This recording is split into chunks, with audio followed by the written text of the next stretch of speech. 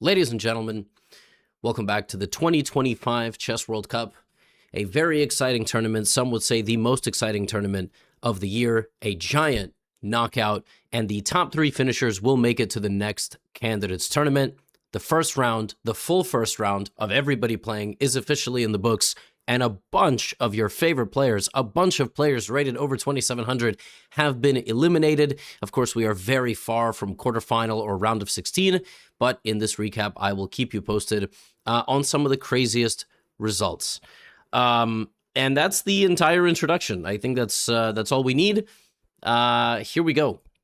This round and the format of the tournament is they play two classical games against each other, slow chess, and then if it's tied, they meet on a third day and they play all the tie breaks.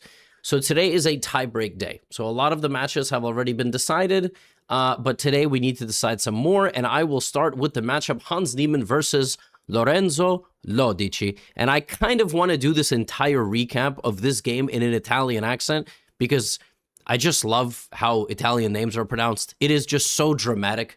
I've never played Ludichi, but he's very strong. Italy has like a very underrated top five. I feel like they are all very, very good. You don't really hear about these guys all that much because I feel like they're doing better things like eating, bucatini alla matriciana or just like enjoying an espresso. Like, I don't know how much chess they're playing. But Lorenzo versus Hans goes to a tiebreak. We see 15 minutes on the clock. He goes for a Spanish.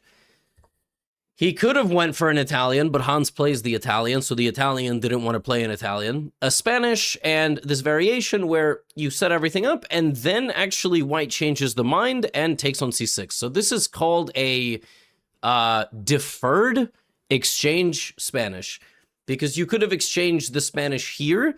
Instead, you waited a few more moves, and now you took. And Lorenzo's idea here was he needs to play a fresh and original position. Like, Hans is extremely well prepared. So now he plays rook e1, which I don't even think is the best move. Like, I think if you're going to trade the light-squared bishop, you need to play d3 and h3. He plays rook e1, and then he goes for the setup c3, d4, which is quite counterintuitive, but clearly is his preparation. And he does it deliberately. He just gets a very open position, which traditional wisdom tells you should benefit the player that has the bishops. Lorenzo doesn't care, as you can tell from his time management, plays a4, puts his knight into the middle of the board, and actually already from the opening just has a very, very pleasant position. He controls the center, he doesn't have any doubled pawns, and then his first move out of prep, which is d5, to me looking very natural, is not considered the best move, because now Hans can rip open the center with f5. A very, very nice idea, kind of sacrificing a pawn temporarily, given the discovered attack, but then he would win this pawn. That doesn't matter, because Hans plays it a little slowly, and Lorenzo just builds up like a very, very strong position. Every piece gets to a good square. He dominates the center. His bishop is better than Hans's bishop. Totally outplaying the person that outrates him by some 70 points, 180 points. And that's showing you that, really the gap is closing amongst the top. Rook d8, Hans resilient, down on time, but he's got to keep making moves. Lorenzo just excellent. I mean, the knight is going to c4. The position is playing itself, as they say. Bishop g3, d6, Hans trying to do something, allows the pawn to sneak through, defended by the bishop 2 squares away from promotion. Like, I mean, it's really looking like smooth sailing here. Now Lorenzo just has to not get nervous. 3 minutes up, totally dominating position. At this point, my stomach would be hurting because I would be feeling I'm so close, and chess and all elite sports at the very top require a very strong nervous system. So he plays e5. He's doing an excellent job staying up on time and staying up in the position. I mean, it looks like it's over. Black is totally pushed back in the corner. Knight a5, 2 pawns up, knight b3, just beautiful pawn chain. You are never getting rid of these pawns. But now Hans starts doing the thing the 2700s do, which is, surviving for a long time. Beautiful move from Lorenzo, though. Seizing back control of the position. You can't take the bishop, because if you take the bishop, I will promote my pawn. Rook d3, rook d1, and the pawn cannot be stopped. So Lorenzo is completely winning. All right, he has a 2-pawn advantage. He just has to promote, but he only has a minute. Now, he's completely winning. He's trying his best. He's bringing the pieces forward. Hans is threatening him with a rook trade, and the point being that even though white is up 2 pawns, somehow you cannot get them through, because opposite-colored bishop endgames are some of the trickiest to win. And lo and behold, he breaks through again. Hans has to go back. We have king e3, apparently the wrong direction. I mean, a lot of mistakes are going to be made. It's a very messy endgame. And then disaster strikes as after rook e8, the pawn is given away. And he had to go to d4. I mean, he just totally panicked here. He needed to go to d4. I don't know. He just, brain fart. And now he has to re-win this position. Hans also moving the king to the wrong square. I mean, super mysterious game. H4, bishop c7. And watch as Lorenzo here goes for one final idea. With 14 seconds, he sacrifices his rook and takes the pawn, and it looks like you just win. I mean, it looks like you promote both pawns. How on earth can the rook stop you? And to be honest with you, I understand why you would think that. Because how does the rook stop you? Both pawns are promoting. The rook cannot stop two pawns at the same time. It's not possible. But it's a draw. It's a draw if Hans Niemann moves his rook down the board. But only to these two squares. This square is losing. And that is exactly the move that Hans plays. Why is it losing? Because white now pushes. He is threatening to check and check with the bishop. Hans goes here. Bishop back to e3. There is no check. h7. f7 is a threat. Black goes rook f3. h7. f7. You threaten mate. You threaten mate. Rook g3. Bishop g5. And like a cross, kind of. You can kind of see it. Like a very, it's like a trident. From Ludichi, this is queening, this is mate, the game is over. Why were the other two moves draws? Because notice how this move didn't allow the rook to come back to the g-file. Well, after this, if rook g2, you would be able to come back to the g-file always. Hans needed to go here so that the bishop could not cut him off. Both of these moves would have allowed him to defend himself and come back. But this move did not allow him to defend himself on the g-file, and that lost him the game. And Hans Niemann is out of the World Cup. Lorenzo Ludichi. Yes. Shout out to the Italians. I think he's the only Italian remaining in the World Cup. He might have been the only Italian in the World Cup, but I don't know, because there could have been some others like, I don't know if Vocaturo is playing, Dvirny. They have others. They have Sonis, Francesco. They have others. I'm forgetting. Like I said, most underappreciated Olympic lineup, like in chess. I don't even remember their names. They have Basso. Yeah, I mean, I can keep going, but it'll take me a little bit of time. So huge win for Ludichi, and he gave a very nice interview afterward. Very funny guy. I don't know if he's trying to be funny, but he was funny. And yeah, shocking. Hans is out of the World Cup. This was a golden opportunity for him to try to qualify for the candidates, but it is not an easy tournament. Now we will continue to move on. Faustino Oro versus Vidit Gujarati. Can Faustino Oro continue? Oro. What am I saying? Oro. Can Faustino defeat a 2700 rated player? This is their playoff. They drew the two classical games. It was an Italian. Not particularly important, doesn't matter. In the Italian, they develop their pieces. They try to play in the center. Nice little tactic, taking the bus, hardly a tactic. And the position that we got in the middle game looked like this. This was what we had to work with. 6 pawns for white, 6 pawns for black, slightly different. 3 and 3 for black, whereas it's kind of scattered for white. White can try to make some progress with the pawns here. That is actually what Faustino tried to do. Vidit played b6 with g3. Rook d1, very solid game. And then right here, Faustino could have moved his bishop to b3 and tried to connect his pawns. That would have maybe given him some nice chances. Obviously, black doesn't have to take, but bishop b3 would have been the way to go. He plays passively. Now, I want you to pay attention to this passive move, right? The idea was, of course, that black is trying to go bishop b2, but the idea of bishop b3 is that after takes, and this, it looks like you're losing material, but you have knight b5. Immediate counterattack on the bishop. And so he plays passively, number one, but it's actually going to come back in a moment here. Vidit begins taking over because he's 2700. Knight a5, knight e5, and Vidit makes this move. Sorry, this move. This is a mistake because now you can take this, and obviously black is trying to take with the knight and then bring the rook and have a good... But actually, that's a mistake. I mean, I understand you have a minute on the clock. I'm not saying I would have played it. But what's funny here is that if Faustino took this bishop, which, as you can tell now, he didn't do, his king then would have ran forward. And after check, it would have ran forward, and the king would have done the hunting. And actually, white is much better here, almost winning. So Faustino, if he took this bishop and ran his king forward, would have put serious pressure on Vidit, like really significant pressure. But he went back twice in this game. He was passive. And this is going to be a learning experience for the young man, who I am 17 years older than, which is just terrifying that he is so good at chess. And now Vidit doesn't give him another chance, completely takes over the game, pawns march down, and, you know, I think maybe this was the final moment. White needed to be a little bit more aggressive. He goes rook b1, and Vidit does what 2700s do.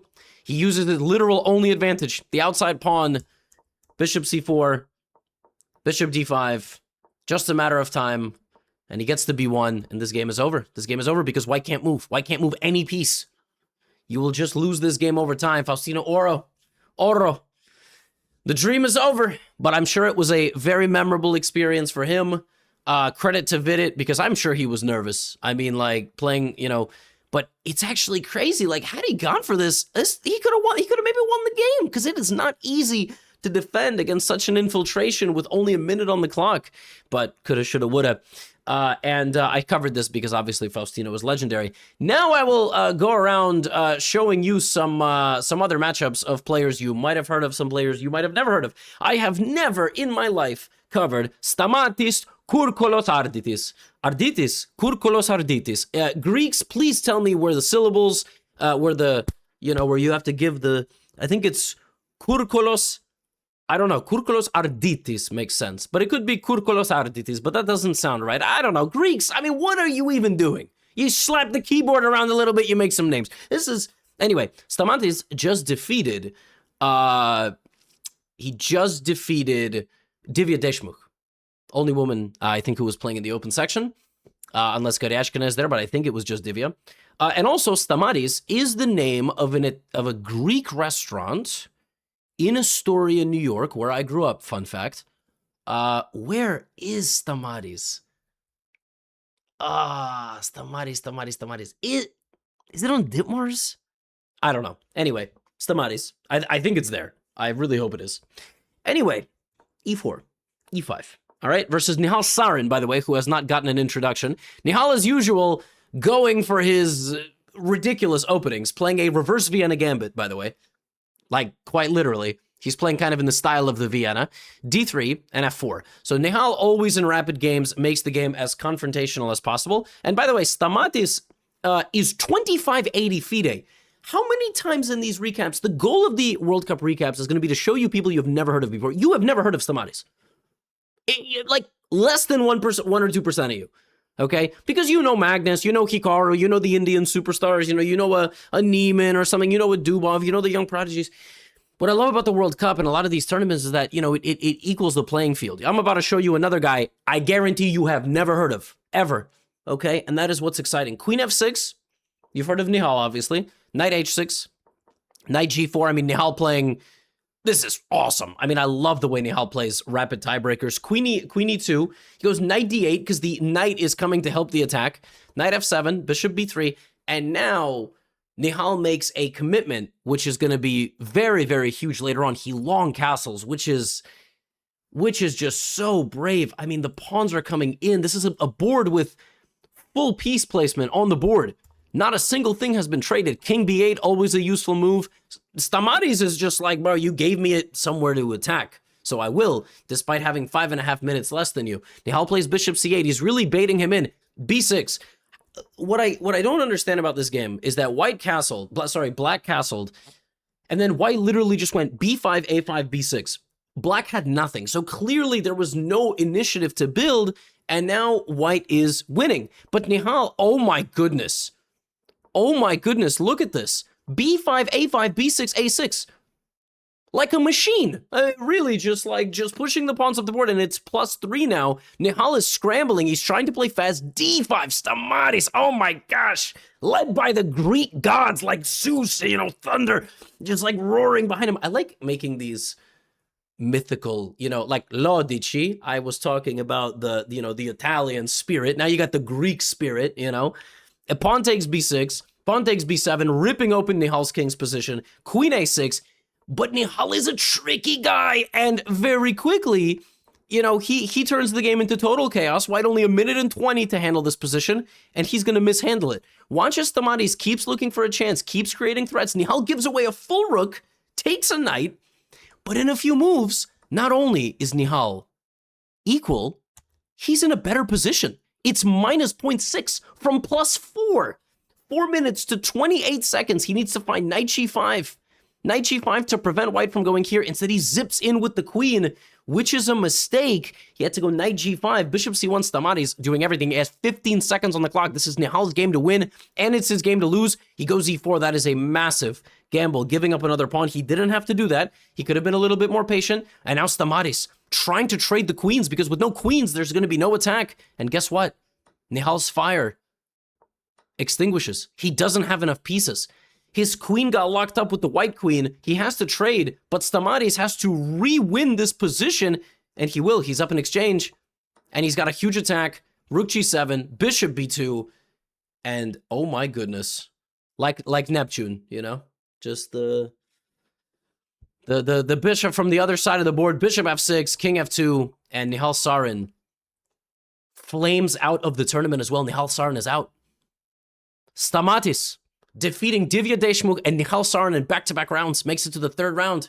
Technically, I think it's the second round because the first round is the qualifier, but whatever, it doesn't matter. Epic stuff. I hope to keep covering him. And the Greeks should tell me how to pronounce his name. And check out Stamatis and Astoria. You're welcome for the promotion. I hope they're still around. Yeah. Now I'm going to show you another person you might have never heard of. Praggnanandhaa. No, not him. Timur Kuokarov. Yesterday, I showed you Bobby Chang from Australia. I thought Timur was like 16 years old. I thought he was like a teenage grandmaster from Australia. Bro, he's 25. What is going on in Australia? Who even are those people? They're like over there in the world. So when he plays tournaments, he plays in the UAE. Sometimes he plays in Indonesia. Like, it's just so hard as an Australian, you know, because connecting to the rest of the world is brutal travel. You know, and it's just kind of like, but you can still become a very strong grandmaster. He traveled to America once, Timur, to play a tournament. Last year, didn't go great. Maybe the jet lag. I can't even imagine. Like, it's a 15-hour time difference or something, right? Anyway, in his match against Prague, it was ridiculous. It was a ridiculous match. He was up a piece. Prague drew the game. It was so back and forth. He beat Prague. Then Prague beat him. Watch this final game, and this kind of encapsulates the story of this match. It was a Spanish. They're in the blitz. They are in the blitz. Prague going also for a sideline in the Spanish. A lot of these Indian players have, you know, incredible preparation in all sorts of deep, you know, openings and random openings and everything like that. So we have, you know, Prague doing whatever on earth this is. Timur doing principled things. Prague castling, and now the game just gets completely insane. So we have bishop c6, bishop f3. We go to a queenless middle game, and I mean, it just looks like Prague is taking over. It looks like Prague is going to do the thing that the 2770s do, win the game, no memes, no drama, except there are memes and drama because it's the World Cup. Timur shuts down the Black King's movements and wants to checkmate him in a universe far, far away. Now the boys both get under a minute, and it turns into effectively a bullet game. Timur pushing all of his pawns, Prague trying to not let him push his pawns, pawn takes, rook g4, he straight up just blunders here, or maybe this was an idea. I think in a time trouble, maybe he forgot this was double protected, but I have no idea. Like, that could have been part of the plan. Bishop d4, maybe he's an absolute genius, and Prague blunders the b5 pawn. And not only does Prague blunder the b5 pawn with 5 seconds, he hangs mate! Rook a8 is mate, he can't take the rook, so the king has to run. Check. Here, rook d4, you are threatening to take the bishop and queen the pawns. The game is over. Prague plays bishop back to e7. White wins now by playing b6. If white just plays b6 and pushes the pawns, he wins the game. Not so simple.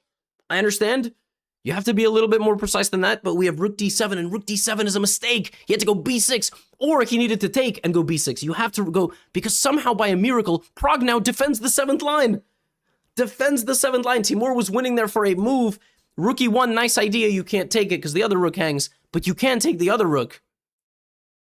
Sorry, you can't take it because the king is pinned, not because the other rook hangs. What am I even saying? You can take this because the rook will get here. Check. Here, Timur Kuokarov resigns. Pragg, nervous, man. I was watching the live. Yo, he was shook. I have never seen Pragg this shook. And the crazy thing is, like, this is the stakes are so high. You know, like in the candidates, every game is slow. There are no rapid tie breaks. Here you have rapid, and then you have blitz. You gotta play a blitz game to determine whether you're gonna move on. Pragg gets the job done. He beats Timur 5-3. Very close match. Timur is 25-30 FIDE, bro. Pragg is a candidate, 2770 rated player. The gap is close. Chess doesn't make any sense. I'm not trying to, you know, get into this whole thing about like the format.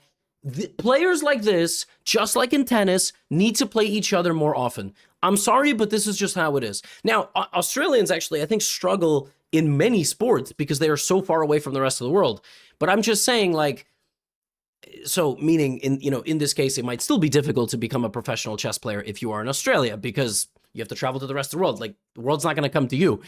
Having said that, like, if we saw these players playing each other more often, the top would not be rated as high as they are. It's just, ELO would be totally rethought. But Pragg moves on. I've got some more games for you. All right, I have very exciting matchups. Every one of these was a rapid tiebreaker. This is Dubov Baishi. This was a ready, which turned into a queen's pawn, which turned into an exchange Slav.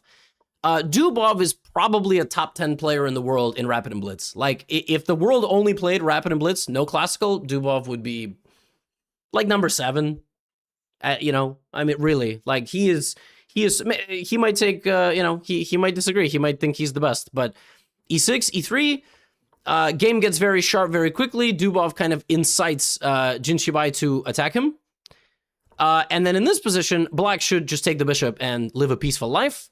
Instead, he picks a fight with Dubov, which I gotta tell you, you probably shouldn't do, because he can do one-arm pull-ups a lot. Probably more than anybody else in the world of chess. Very, very fit guy, and Dubov just ignores the attack. And now you are in a lot of trouble. You're in a lot of trouble here, because the bishop got out of the way of the knight, which means the knight will now stay here forever. And, you know, obviously, if takes, we're going to look at that. But if Black, for example, castles, the knight will just move. And this pawn's just there, and the knight's just there. You can't defend it. So you cannot castle. So what happens if you try to get your queen out of the way, like to d6? Yeah, I still move. And after f5, I go h3, and you're going to lose because this knight can't move. If it goes to f6, take. Much better position for white. So Baishi has to take on f3 and go on the roller coaster ride with Dubov. He has to give up the knight back. Has to castle. Dubov has an extra pawn. He rips open the position completely. Black plays with all these weaknesses. A totally boxed-in bishop. A totally weak knight. And my guy runs in with his knight, centralizing all his pieces. Rook f6, just for fun, just to make it into the Gotham recap. Sacks the rook, because he has a devastating attack. Queen f5. And simple. Simple game. Just as simple. Be up multiple pawns, win an endgame, the pawn's queening. Daniil Dubov moves on to the next round. Very nice win. Every game was chaotic. Every game was exciting. Here we go. I will show you Niels Grandelius. We also had one Armageddon. Felix Blohberger versus Yu Yang, Nicholas Theodorou versus Alexander Indjic. Here we go. Niels Grandelius, Sweden, Bakro, France, both have been in Gotham recaps before. A Frenchman playing the French, absolutely terrifying stuff. But Grandelius has worked with elite teams before. I think he was on Team Magnus, actually. Yeah, I mean, he's a very, very good opening theoretician. Smart guy. Plays this line where you gambit a pawn. So white is just down a pawn. But has very open lines to the black king. Knight g6, knight b3. Queen e2, defending the pawn in the middle. Bakro playing all the best moves, but now has an open center. Rook b1, black plays knight e5. And I mean, really, it just feels like you have the shield and you are about to get blasted. So Grandelius builds up a very huge advantage. Knight d4, bishop f5, all knockout punches. Good move. Now white can play anything to the f5 square. He does. And now white can play like c4 even, just giving up a pawn, bishop e4 ideas, like huge pressure on black. Fine, bishop e3 is all good, but you know what always happens in these rapid games is you don't convert the position correctly, you grab a rook, and then suddenly, not only is it equal, suddenly black is actually the one attacking you out of nowhere. You are under the threat of mate. So Niels is like, what the? Pawn takes e3, bishop h3. Bishop g2, brilliant move. Why is it brilliant? You can't take. Can't take the queen because I would move my queen out of the way and win your queen. So Niels goes here. Whoops, I went backwards. Niels goes here. And black now can make a discovered attack and have a massive, massive discovery, right, on the king. But, like, where's the win? The win is queen g4. That's the winning idea. The point is you threaten queen h3 and queen h1 mate. That's the threat. And if the queen takes the bishop, then from here, you go there, defending your rook, pinning the queen to the king. So the idea is queen g4, queen g2, queen e6, queen g4, queen h3, queen h1. Bakro thinks for a while and doesn't find the knockout. And now, white is going to start taking over. He's going to consolidate his king. Even though it looks like black is still pressuring, practically speaking, you feel like you lost the steam. Bakro thinks for quite some time, and before you know it, white is trading literally every piece, and this is just losing. And Niels has a very good opening, leading to a very good middle game, but a very stressful one, I might imagine. A knight dancing around his king, still total pandemonium, but he's going to trade the queen, and that's the end. Black absolutely cannot survive this. E3, you have this. The pawn is going to promote. Niels Grandelius knocks out Etienne Bakro in a stressful back-and-forth battle. Shout out to my guy, Felix Blohberger, who in the first round of this event beat Constantin Lupulescu, the Romanian grandmaster, I think. Yeah, last name ends in a U. Yeah, Romanian. And in this matchup, went very, very long into the match with Yu Yang Chinese star, 2700 for the last, like, 10 years. Queen's Gambit, normal stuff, nothing special. Petrosian variation, not that you had to know that. White is playing against the hanging pawns, these two right here. Just watch, you know, as the young man puts the pressure. Yu Yang tries to make the game tactical. 95, not the cleanest. You could have had some other moves, but 95 doesn't really matter. And, yeah, the young man from Austria is happily cruising along in his equal position, which at this point, Yu Yang was like, I'm the higher rated player. Felix sucks. I have to beat him. I don't know if all of those thoughts went through his head, but he was like, I'm going to beat Felix because he doesn't know how to play chess. He's only 2,500. I'm really just putting words in his mouth. I think Yu Yang is probably much nicer than that. And all of a sudden, in a scramble, Yu Yang is losing to Felix. Like, Felix tricks him, pushes the B pawn, and my guy doesn't just beat Constantin Lupulescu. I think it's a draw again, by the way. I think it's a draw. I think, yeah, he needed to go this way with the king instead of forward. He went forward, and this position again is a draw, but this check is losing. Here you have to go rook b1, rook, and this is just losing, apparently. I don't understand, but the king is cut off, the pawn promotes, white wins. But unfortunately loses the match. Yu Yang came back and knocked out Felix. Felix beat Yu Yang! That's crazy! That's crazy. He should be super proud of himself. Obviously, getting knocked out early sucks. But Felix was on stage at my show in Vienna. So it's cool to see him, you know. It's cool to see him at the World Cup. That's awesome. Now, another person I'm quite familiar with, Nicholas Theodorou. I've played him over the board multiple times. Nice guy. I've played Alexander Indjic only online, and every time Alexander Indjic plays me, he plays A4. He has zero respect for me as a chess player and a human, and, you know, I'm not sure I have respect for me as a chess player and a human. He plays A4 against me, and he beats me, by the way, like, more often than not. It's really embarrassing. So now I'm rooting for Nicholas, right? Knight F3, C5. I've drawn Nicholas a couple times in over-the-board chess, and he beat me to get a GM norm. Not particularly important. Rook B1 as early as move 6 for the boys and girls. Very complicated game. I mean, these guys get a really weird symmetrical English. I don't even know what's going on here. H3, you know, black kind of making waiting moves, and Theodorou is a very creative player. He is very good in kind of wacky positions. I think it comes from experience in blitz, but Indjic as well. Pawn takes, knight d4. I mean, the knight gets to c2, but white just moves the king, and somehow black's pieces are very poorly coordinated, and white is just much better. Black sort of went all in, and the investment is backfiring. b7. And now I will just rip open this diagonal, you take, and you straight up have to lose a queen. And white is totally winning. So the gates opened up, black had a little bit of an attack, it extinguished completely, Theodorou winning a game that looks like a blitz game. I mean, this looks like a chess.com, just regular blitz game. You know, if this bishop could see, it would be mate, basically. There's a pawn in the way, though. That's absolutely brutal. And Theodorou moves on in one of the strangest games ever.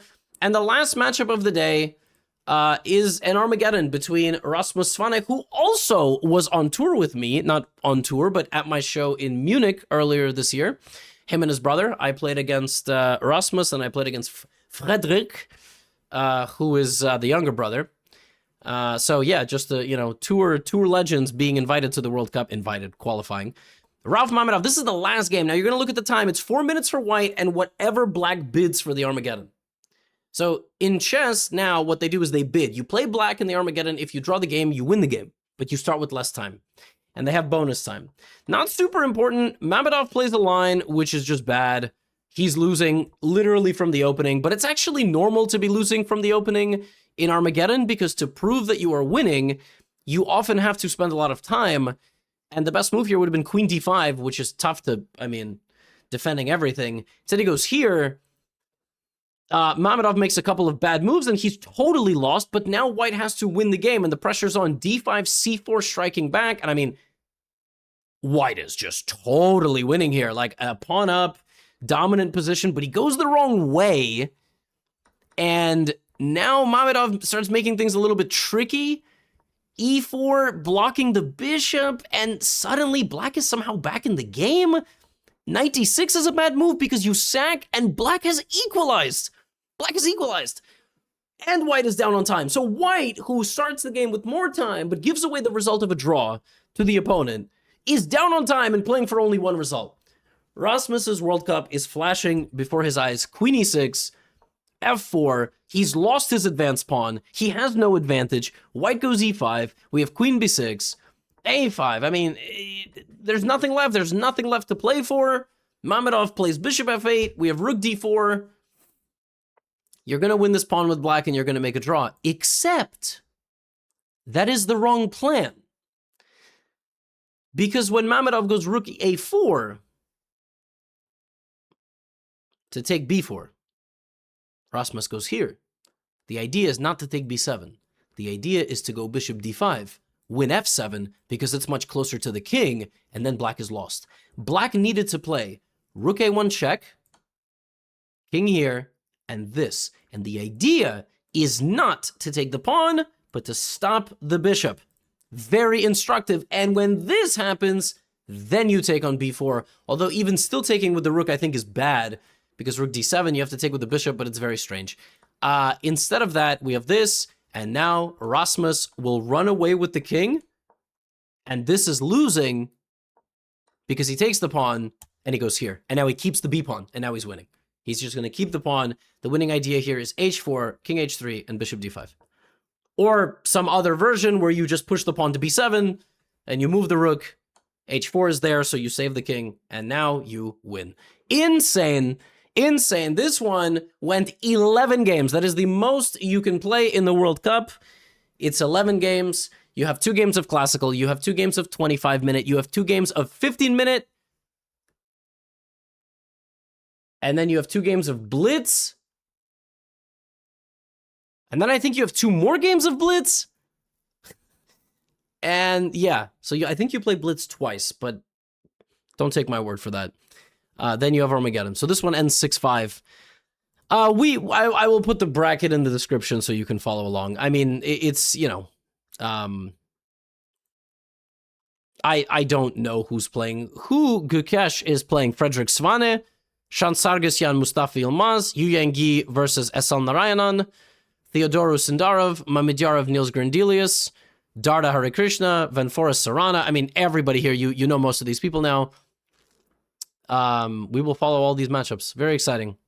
Very exciting. Zemlyansky, young man from Russia. Yeah, that's all I have for you today. Get out of here.